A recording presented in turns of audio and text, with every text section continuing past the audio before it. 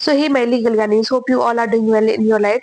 तो आज हम पढ़ेंगे BLLB फोर्थ सेमेस्टर की इंग्लिश का unit 1 the merchant of Venice. एक शॉर्ट समरी, एक प्ले है, बहुत प्यारा प्ले है जो कि किसने लिखा है, हमारे विलियम शेक्सपियर ने लिखा है।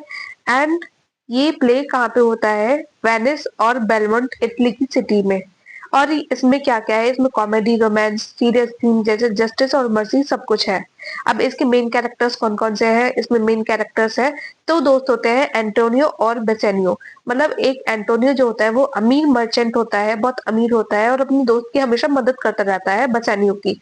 अब बेसेनियो गरीब इंसान, लेकिन उसके पास लेकिन दिल का अच्छा होता है एंड वो जुआ वुआ खेलता रहता है। और उसका एक मोटिव है, उसका प्लान है कि मैं किसी अमीर लड़की से देख के शादी कर लूंगा एंड मैं भी अमीर बन जाऊंगा।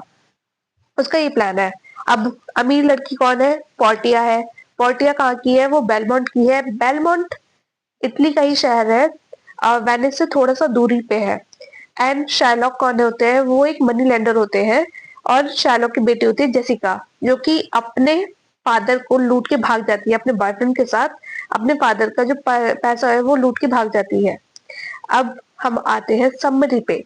अब जो एंटोनियो है वो तो अमीर है, लेकिन वो थोड़ा दुखी रहता है, पता नहीं उसे खुद का ही उसको रीजन नहीं पता कि वो दुखी क्यों है।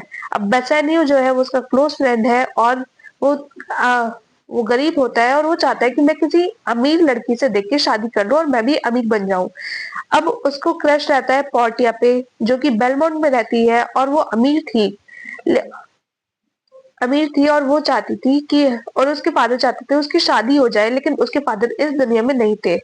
अब जो बसानियो है वो इम्प्रेस करना चाहता है पोर्टिया को। पोर्टिया को अब इम्प्रेस करना चाहते तो फिर वो मांगता है अपने दोस्त से पैसे, यानी कि एंटोनियो अपने बेस्ट फ्रेंड से पैसे मांगता है कि मुझे तुम कुछ पैसे उधार दे दो, ताकि मैं जो ये पोर्टिया है मैं उसे ना बेलमोंट में जाकर उसे थोड़ा इम्प्रेस करूं, मैं भी थोड़ा अमीर बन के जाऊंगा उसके सामने और अपने आप को अमीर दिखाऊंगा और मैं फिर अपने उसे प्यार के जाल में ले आके मैं उसे शादी कर लूंगा। फिर जो एंटोनियो है वो कहता है कि मेरे पास तो पैसे तो है नहीं, मैंने क्योंकि इन्वेस्ट कर दिए अपने शिप्स में। शिप जो शिप्स जाती है, क्या कहते हैं, समंदर वगैरह में, तो फिर उसमें उसने इन्वेस्ट कर रखे थे। तो कहता है कि ठीक है, तुम कहीं से भी जाकर लोन ले लो मेरे नाम से और मैं उसे बाद में दे दूंगा। तो जो बेसेनियो है वो जाता है शार्लॉक के पास, एक जूइश मनी लेंडर होता है। तो फिर शार्लॉक कहते हैं ठीक है, मैं आपको है ना लोन दे दूंगा, मैं आपको 3,000 डुकेट्स, तीन 3K डुकेट्स यानी कि गोल्ड कॉइन आपको दे दूंगा। तो गोल्ड कॉइन वो देने को तैयार हो जाता है, लेकिन उस पे वो लगाता है टैक्स, क्योंकि वो मनी लेंडर तो वो टैक्स तो लगाएगा ही। अब वो टैक्स लगाता है तो फिर इतने में आ जाता है एंटोनियो। एंटोनियो कहता है कि आप में शर्म नहीं है, आप में शर्म लिहाज नाम की कोई चीज नहीं है, आप मेरे दोस्त से मतलब इंटरेस्ट ले रहे हो, आपको शर्म आनी चाहिए। वो उसकी खूब इंसल्ट करता है, खूब धुआंधार उसकी बेइज्जती करता है। एंड बेइज्जती करने के बाद वो कहता है, शार्लॉक को थोड़ा सा बुरा लगता है कि मेरा तो काम धंधा यही है दूसरों को पैसे देना, और ये मेरा धंधा की चौपट कर रहा है। तो कहते हैं, तो उसके थोड़ी दुश्मनी टाइप का सीन आ जाता है। तो वो कहता है ठीक है, तुमने मेरे को ऑन टाइम वो, अगर तुम मेरे को पैसे नहीं दे पाए जो मैं तुम्हें पैसे दे रहा हूँ, तो फिर तुम उसके बदले मेरे को एक अपना शरीर का अंग काट के दे देना। उसमें इतनी एग्री, मतलब जो कहते हैं ना वो, कि गुस्से में इंसान कुछ भी कर जाता है, तो फिर उसने ये शर्त रखी। अब एंटोनियो कहता है कि हाँ हाँ ठीक है, ले लेना मेरे से पैसा, मतलब मेरे शरीर काट के मैं तुम्हें कोई एक हिस्सा दे दूंगा, तुम भी क्या याद रखोगे। और एंटोनियो ये किस माइंडसेट से कहता है कि हाँ, जब तक कि मेरी शिप से वापस आ जाएंगे और इस अपना शरीर काटने की कोई जरूरत है ही नहीं, इसका मैं ऐसे ही ले लेता हूँ उससे पैसे। अब वो उससे पैसे ले लेता है। और फिर इसके बाद क्या होता है, अब बेलमोंट का सीन आता है। अब बेलमोंट में पोर्टिया के फादर, मैंने बताया था ना, एक कंडीशन रखती है उसके मैरिज के लिए। जैसे स्वयंवर होता है, हमारे राम जी और सीता जी का स्वयंवर हुआ था, तो फिर जो राजा दशरथ थे, दशरथ थे ना उनके फादर का नाम, यार उनके फादर का नाम मुझे याद नहीं है, सीता जी के फादर का, सॉरी। तो और उसके उनके फादर जो होते हैं वो सीता जी के फादर होते हैं। तो वो क्या कहते हैं कि जो भी ये धनुष को तोड़ेगा वो सीता जी से शादी करेगा। अब धनुष कौन तोड़ता है, हमारे राम जी तोड़ते हैं। अब वैसे ही पोर्टिया के फादर ने एक कंडीशन रखी थी कि जो भी तीन काट के, तीन यानी कि संदूक के डिब्बे रहेंगे एंड वो तीनों बंद रहेंगे। अब एक में रहेगा गोल्ड, अब एक में रहेगा सिल्वर और तीसरे कास्केट में रहेगा लेड।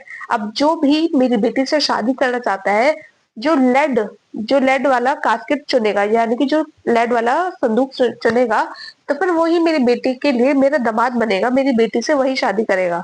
अब कई सारे राजा आते हैं, कई सारे प्रिंस आते हैं और वो मतलब इम्प्रेस तो कर जाते हैं पोर्टिया को, लेकिन वो उस टेस्ट में, उस परीक्षा में कोई भी पास नहीं हो पाता। अब जो हमारे बसैनियो भाई साहब होते हैं, अब बसैनियो वो खुश कर देते हैं पोर्टिया को, और वो वाइसली मतलब बहुत शातिर तरीके से वो लेड वाले कैस्केट को चुन लेते हैं, जिसमें रहती है पोर्टिया की एक पिक्चर, उसकी एक फोटो रहती है, और लेड वाला कैस्केट वो चुन लेते हैं और वो उन दोनों की हो जाती है हैप्पी मैरिज। अब उन दोनों की शादी तो हो गई। अब जो वो है, अब वो राजी खुशी रहने लगते हैं बेलमोंट में ही, बसानियो और पोर्टिया। अब वो जो है बसानियो के पास एक न्यूज आती है, एक बुरी खबर आती है कि एंटोनी के जो शिप्स हैं वो समुद्र में खो गए हैं। अब उसके पास कोई पैसा नहीं है शार्लॉक को देने के लिए, और शार्लॉक पे जो लोन लोन था वो चढ़े पे चढ़े जा रहा है। मतलब शार्लॉक का जो लोन है वो उसके इंटरेस्ट रेट बढ़ता जा रहा है, कि जो अब उसे फ्लैश देने का टाइम, मतलब कि अपने शरीर का कोई एक अंग देने का टाइम आ गया है। तो फिर वो कहते हैं कि अब मेरे को यार मदद करो। एंटोनियो ऐसे उसे मतलब चिट्ठी लिख के कहता है कि मेरी मदद करो बसानियो, अब ये तो मेरे से मेरा शरीर काट के मांगेगा। तो फिर इसके बाद जो बसानियो है वो कुछ पैसे लेके, अपनी पोर्टिया से पैसे लेके चला जाता है वेनिस में, अपने एंटोनियो दोस्त के पास, अपने बेस्ट फ्रेंड के पास आ जाता है। एंड वो कहता है, अब कोर्ट का सीन आता है। अब जब मतलब उन दोनों के बीच में टेंशन हो रही होती है, तो फिर जो पोर्टिया है वो कहती है कि ये कैसे, मतलब क्या हो रहा है, क्या सीन है। तो फिर वो अपनी नौकरानी के साथ भेस बदल के, लॉयर का भेस बदल के आ जाती है अपने, और फिर वो डिफेंड करती है एंटोनियो को। वो पहले पूछती है शार्लॉक से कि तुम थोड़ी सी अपनी दया भावना दिखाओ, क्यों तुम किसी का शरीर काट के तुम्हें क्या मिलेगा। तो फिर वो एकदम, जो शार्लॉक होता है उसमें तो एकदम एग्रेसिव रहता है। वो कहता है कि नहीं, मैं क्यों मानूं, इसने तो मेरे को बहुत इंसल्ट किया है, मैं तो इसका शरीर काट के ही मानूंगा, इसका शरीर का मेरे को एक हिस्सा चाहिए ही चाहिए शर्त के हिसाब से।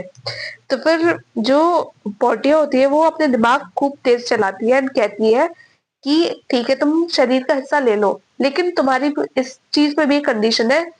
अगर जो एंटोनियो है वो अपने शरीर देने को तैयार है, अपने शरीर का कोई हिस्सा देने को तैयार है, तुम उसका शरीर का हिस्सा ले लो, लेकिन उसमें से काटते वक्त एक बूंद भी खून निकल नहीं पाएगा।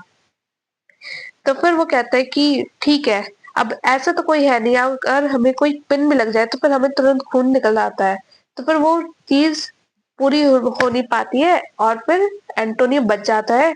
और फिर जो कोर्ट होता है वो कहता है कि तुम्हें शर्म आनी चाहिए, तुम किसी का शरीर काट के तुम मांग रहे हो। तो फिर जो शार्लॉक है उसको पनिशमेंट मिलती है, उसकी आधी जो प्रॉपर्टी है वो उसे आधी प्रॉपर्टी को कौन दे कोर्ट किसको दे देती है, बसानियो को दे देती है, और आधा कहती है कि आधा उसके जो बेटी है जेसिका, जो अपने बाप का पैसा लेके भाग गई थी अपने बॉयफ्रेंड के साथ, आधी प्रॉपर्टी उसे दी जाएगी। और दूसरी पनिशमेंट ये है कि किसी इसने मर्जी नहीं दिखाई तो फिर इसको ज्यूइश से अब क्रिश्चियनिटी में कन्वर्ट करना पड़ेगा। तो इसकी वजह से हैप्पी एंडिंग हो जाती है हमारे प्ले की। एंड एंटोनियो बच जाता है, बचानियो और पोर्टिया दोनों खुशी खुशी रहने लगते हैं, एंड हमारा प्ले होता है खत्म। Thank you so much for watching this video.